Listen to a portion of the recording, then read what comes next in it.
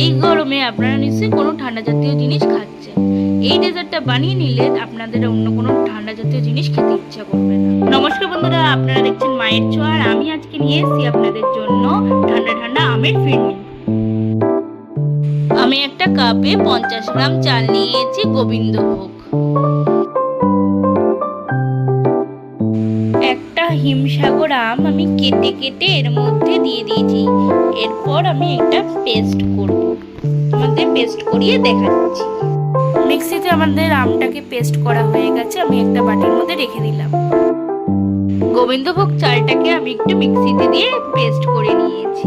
আর হ্যাঁ, দেখতে হবে ওই চালটার মধ্যে যেন গুঁড়ি গুঁড়ি ভাব থাকে, না হলে কিন্তু মোটেই খেতে ভালো লাগবে না। কড়াইটা আমাদের বসানো হয়ে গেছে, এবার আমি 2 লিটার দুধ দেবো এর মধ্যে। আসলে দুধটা ফুল ক্রিম ছিল না, তাই জন্য আমি 2 লিটার দিয়েছি। তোমরা চাইলে 1 লিটার দিতে পারো যদি ওটা ফুল ক্রিম থাকে।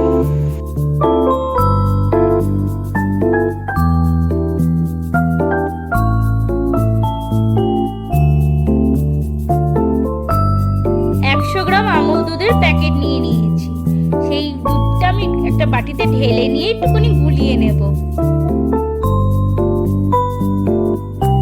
দেখুন আমার দুধটা গোলা হয়ে গেছে। একটা বাটিতে আমি আমুল দুধ গুলে রেখেছিলাম, সেটা আমি কড়াইয়ের মধ্যে দিয়ে দিলাম।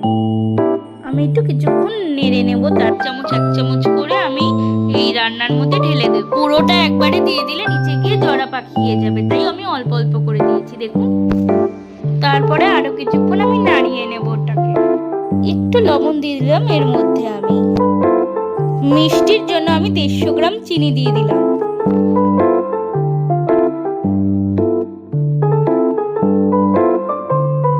দুধটা একটু মাঝে মধ্যে নেড়ে নিতে হবে যাতে নিচ থেকে লেগে না যায়।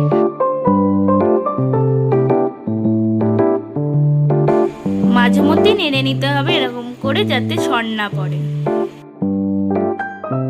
এবার আমি পেস্ট করে রাখা আমটা এর মধ্যে দিয়ে দেব।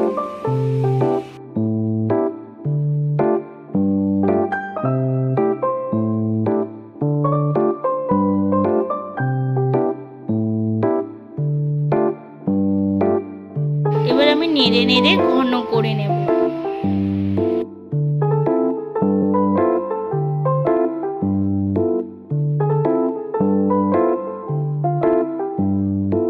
ঘন হয়ে এসে, ঘন করতে আমার 10 থেকে 15 মিনিট লেগেছে।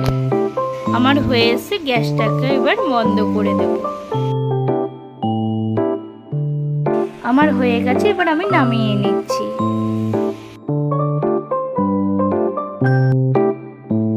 আমার একটা নিজস্ব সুগন্ধ আছে, তাই জন্য আমি দিলাম না এলাচ। আপনারা যদি চান তাহলে এলাচ দিতেও পারেন। মাটির ভাঁড়গুলোকে আমি জলের মধ্যে ভালো করে ধুয়ে একটা বাটিতে আর একটু জল নিয়ে রেখেছিলাম। মাটির ভাঁড়ে ফিরনিগুলোকে আমি সাজিয়ে নিয়েছি। এবার ফয়েল পেপারে মুড়ে এবার আধ ঘন্টার জন্য আমি ফ্রিজে রেখে দেব। ফয়েল পেপার দিয়ে ঢাকা হয়ে গেছে, এবার আধ ঘন্টার জন্য ফ্রিজে রেখে দেব। 8 ঘন্টা পর আমি বার করে নিয়েছি ফিরনিগুলোকে, এবার খুলে দেখাবো কেমন হয়েছে।